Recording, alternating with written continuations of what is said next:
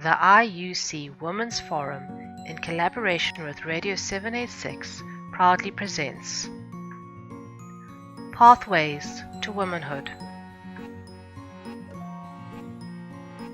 This program is dedicated to and in honor of all the budding flowers of our nation, our respected daughters. Lesson 2: Mysteries of the Womb. This lesson introduces the learner to the mysteries of the womb and the symbolism used by various groups to describe the female womb. At the end of this lesson, the learner will understand how the ancient cultures viewed the female womb, the ancient menstrual calendar, and the symbolism used by different cultures in relation to the female womb.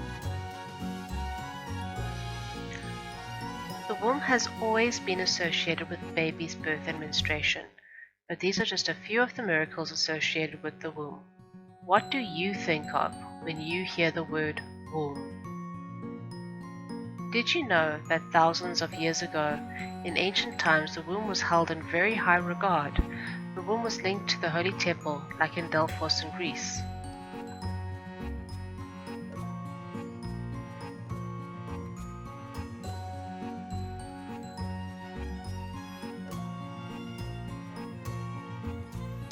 Did you know, more than 6,000 years ago, women used bones to keep track of their menstrual cycles?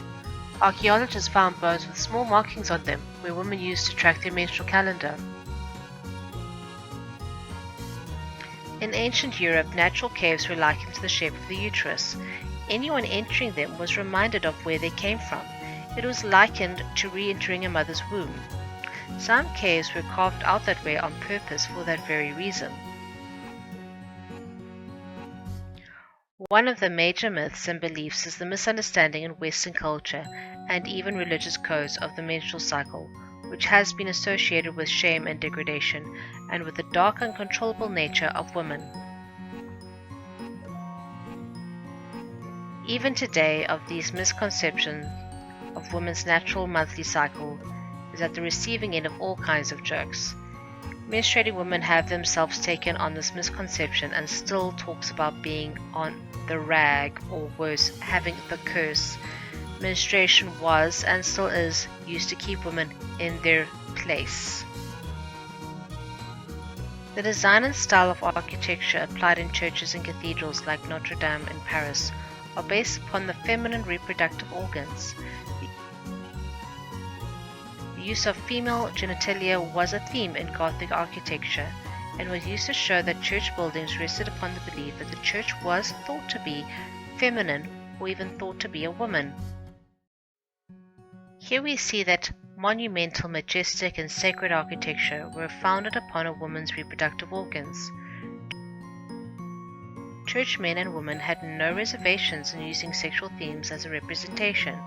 Here the representation of the life-giving female anatomy in the design of a sacred space shows its centrality and importance to humanity's spiritual life.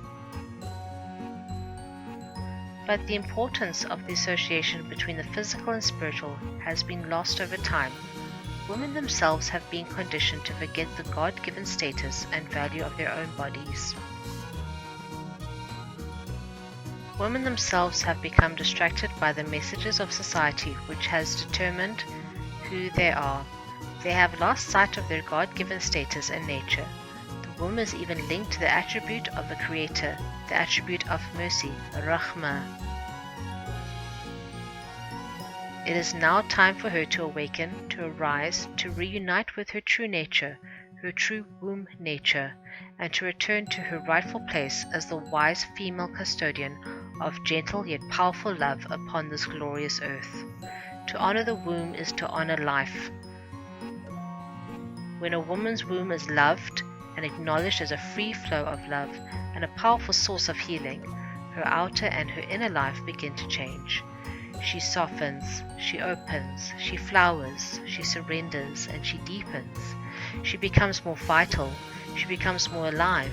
She radiates a natural sensuality, a joyful innocence, and a divine presence of grace. She walks, moves and speaks differently as she becomes more aligned with the miraculous dance of life. For although the womb's gift of openness must be freely given wherever and whenever it is needed, it can only be given in surrender, acceptance, and deep trust. Our bodies are very intelligent. We can view our bodies as manifestations of spiritual energy. God's Spirit is inside of us, the life force within all of us. It keeps our heart beating, our lungs breathing, etc.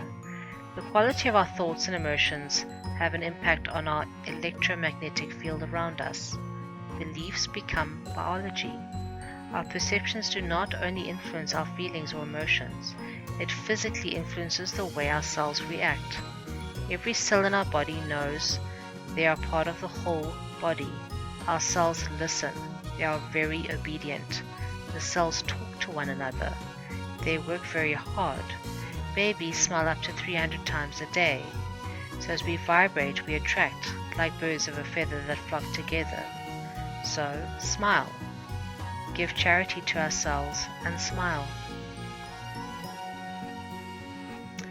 Once again, thank you, Shukran, Bayadanki, Inkosi.